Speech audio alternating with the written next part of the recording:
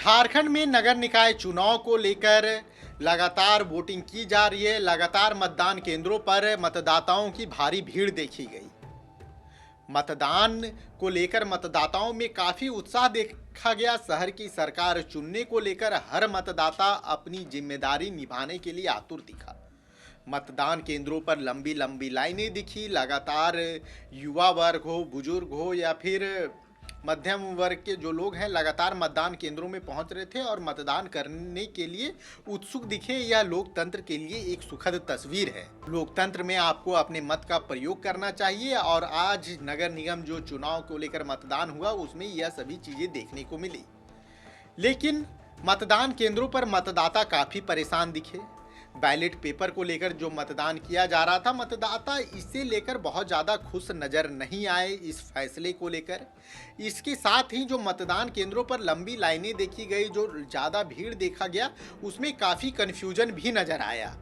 काफ़ी बड़ी संख्या में परिसीमन के बाद मतदाताओं को एक वार्ड से दूसरे वार्ड से तीसरे वार्ड में भेज दिया गया और ये किस बेसिस पे हुआ इसका अभी तक कोई सटीक प्रमाण नहीं है। उदाहरण के लिए ले लीजिए कि पति इस वार्ड का वोटर है तो पत्नी किसी दूसरे वार्ड की वोटर है। दोनों एक घर में रह रहे हैं, दोनों का एड्रेस एक ही है, दोनों एक ही बिजली बिल भर रहे हैं, दोनों के घर में पानी भी का कनेक्शन भी एक है। उसके बाद भी जो वार्ड है वो दोनों का बदल दिया गया। काफ़ी ऐसी शिकायतें देखने को मिली कि मतदान केंद्र पर वो मतदान का प्रयोग करने जा रहे हैं तो लेकिन जिस मतदान केंद्र पर वो वोट डालने जा रहे हैं उस मतदान केंद्र पे उनका नाम ही नहीं मिल रहा। पर्चियों को लेकर काफ़ी प्रॉब्लम है। जो पर्ची निकाल के दी जा रही है उसमें बैटरी डाउन हो रहा है। इससे लोगों को मतदान केंद्र पर काफ़ी परेशानियों का सामना करना पड़ा।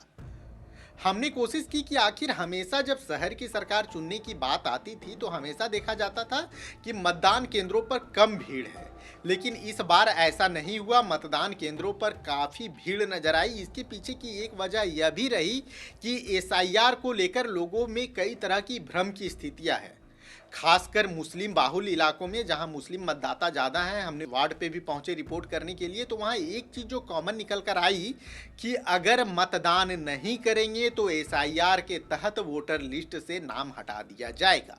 यह एक कन्फ्यूजन है जो सभी मतदाताओं से हमें देखने को मिली। इसके साथ ही युवा वर्ग जो फर्स्ट टाइम वोटर है वो काफ़ी परेशान नजर आए। जिन्होंने विधानसभा और लोकसभा चुनाव में मतदान नहीं किया उन्हें काफ़ी परेशानियों का सामना करना पड़ रहा है। वो किस वार्ड के वोटर हैं, क्या उन्हें वोटिंग राइट्स मिले हैं या नहीं मिले हैं, इन सभी चीज़ों को लेकर भ्रम की स्थिति वार्ड में देखने को मिली। सुरक्षा व्यवस्था की अच्छी व्यवस्था की गई, सुरक्षा व्यवस्था पुख्ता रही। आप किसी भी वार्ड में चले जाएंगे तो वहाँ सुरक्षा बलों की तैनाती देखने को मिली। फीमेल जो महिला पुलिसकर्मी हैं उनकी भी तैनाती वार्डों में देखने को मिली। तो महिलाओं को सहयोग किया जा रहा है। जो मतदान केंद्र पे आ रहे हैं उन्हें मतदान जो लाइन है उसमें लगाने के लिए हर एक प्रॉपर व्यवस्था की जा रही है। ये सभी चीज़ें ठीक है। मतदाताओं को जागरूक करने के लिए भी लगातार पहल किया गया।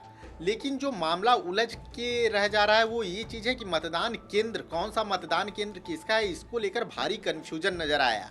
और मतदान केंद्रों में जो भारी भीड़ नज़र आई वो भी इसी का ही एक कारण है।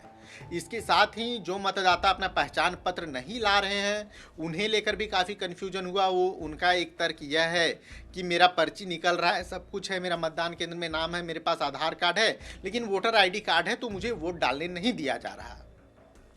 एसआईआर एक समस्या बनी। एसआईआर को लेकर कन्फ्यूजन है। उन्हें लग रहा है कि अगर वोट इस बार छूट गया तो वोटर लिस्ट से नाम हटा दिया जाएगा। यह एक भ्रम की स्थिति है।